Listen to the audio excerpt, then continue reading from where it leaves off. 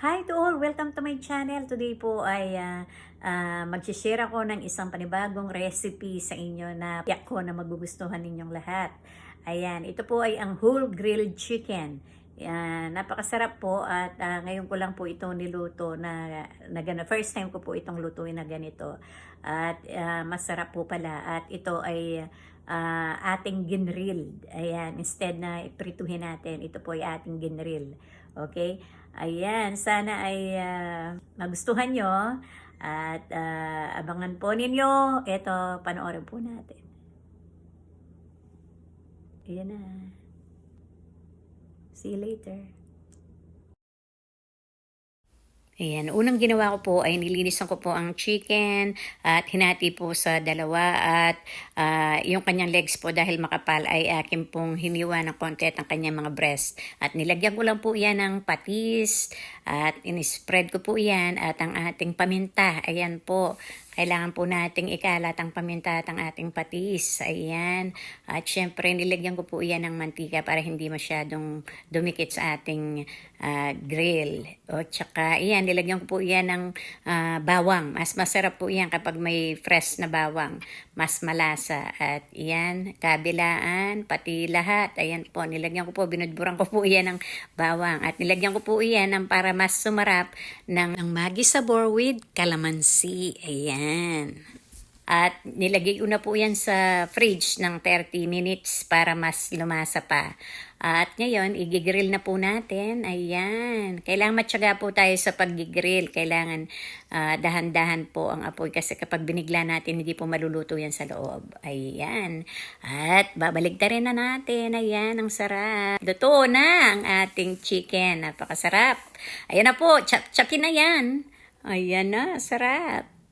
Hi!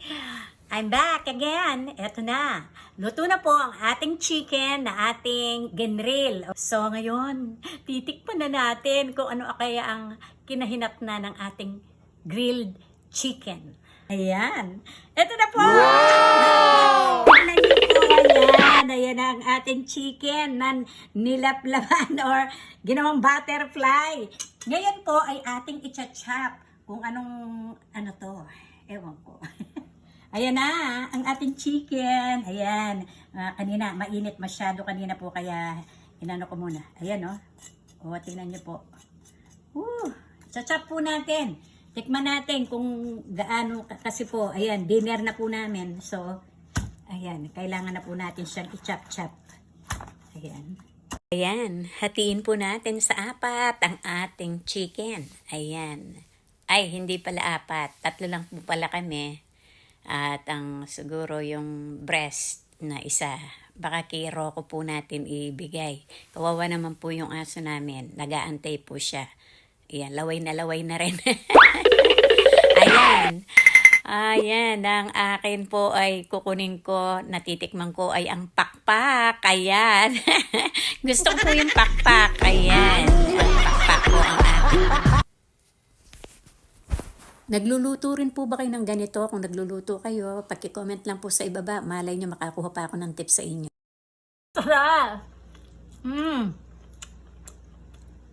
Kahit wala pong salsa. Hindi pa ako gumawa ng salsa. Kahit wala pong salsa, ang sarap po niya, promise. Juicy! Malambot.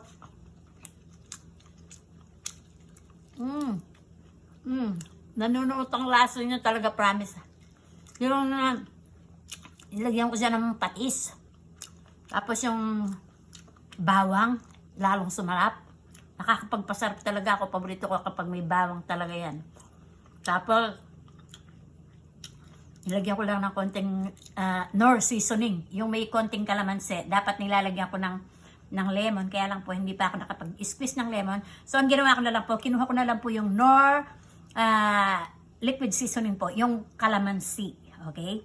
Ayos na po yun. Kahit wala masyado rekado, masarap pa rin po yan. Kalaka.